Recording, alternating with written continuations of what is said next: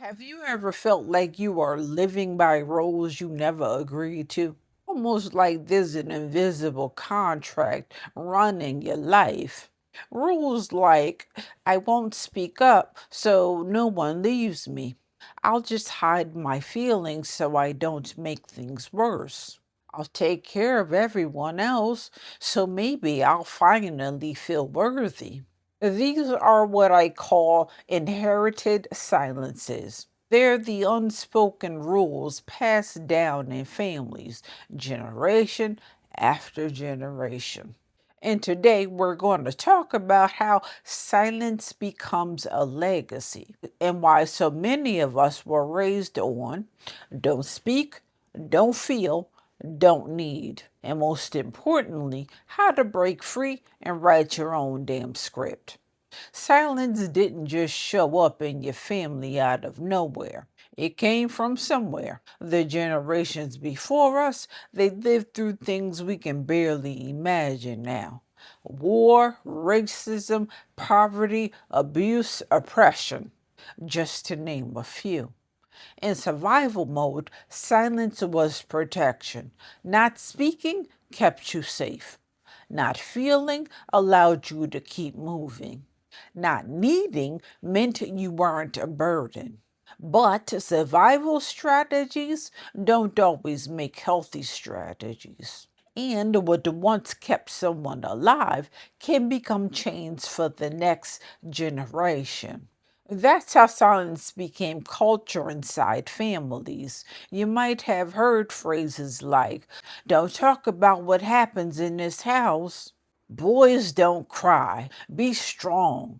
Don't rock the boat. And even if nobody said it out loud, you felt it. You knew the rules without anyone ever explaining them. And then you grew up carrying them same rules as if they were your own voice, when really they were somebody else's survival manual. So, how does this inherited silence actually show up? For a lot of us oldest daughters, it looks like becoming the caretaker, the one who never needs help, the one who always holds it together. For introverts and empaths, it might often look like being the secret keeper. You feel the unspoken tension in your family. You carry it quietly, and you hold it, also, no one else has to. It shows up in your relationships when you find yourself saying, nope, it's fine, I don't mind, even though you do mind. It shows up at work when you have brilliant ideas but swallow them because you don't want to be too much. It even shows up in your body. Tight chest, knots in your stomach, your jaw all clenched up because you've been silencing yourself for way too long. And here's the hardest part. After years of silence, you forgot who you really are. You don't know what you want because you've been trained to want nothing. You don't know how you feel because you've been taught not to feel. You don't know your own voice because it's been muted since childhood. That's the real cost of inherited silence, self abandonment. And if you ever tried to speak up or feel your feelings or ask for what you need and it felt terrifying, that's not because you're weak.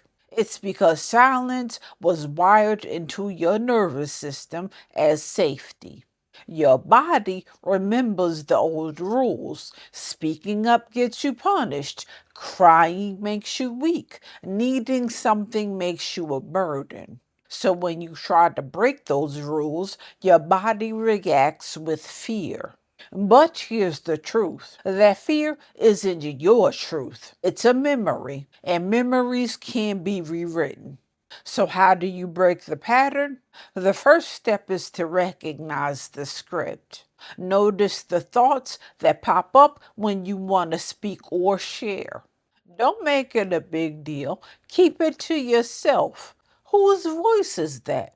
Chances are it ain't yours. The second step is to give yourself permission.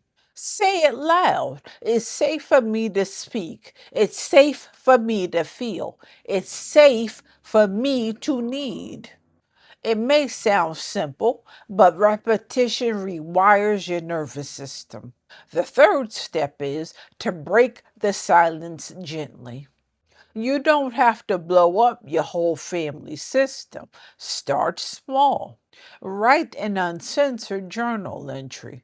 Tell a trusted friend how you really feel. Say no when you mean no.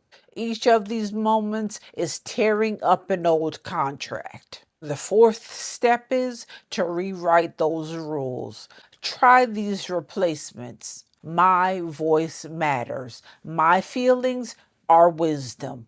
My needs, they're valid.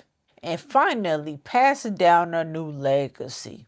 When you choose honesty, vulnerability, and authenticity, you don't just heal yourself, you shift the inheritance. You give the next generation permission to speak, to feel, to need. Breaking inherited silence is not betrayal, it's liberation. It's saying the pain stops with me. And you don't need anyone else's permission to exist loudly, fully, and honestly. You do not need to earn the right to have needs. You were born with that right. So let me leave you with this. What's one silent rule you're ready to break? Drop it in the comments. I'd love to hear it. And if you're ready to go deeper, I put together a free self-love journal starter kit to help you practice speaking, feeling, and needing without shame. It's filled with affirmations, journal prompts, and a daily check-in sheet to help support you as you step into your voice. You can grab it in the link in the description. If this video resonated with you, give it a thumbs up. Share it with someone who might need to hear it. And make sure you hit that subscribe button and turn on the notification bell so you don't miss the next video. Because silence may be what you inherited, but freedom is what you get to choose. Love y'all.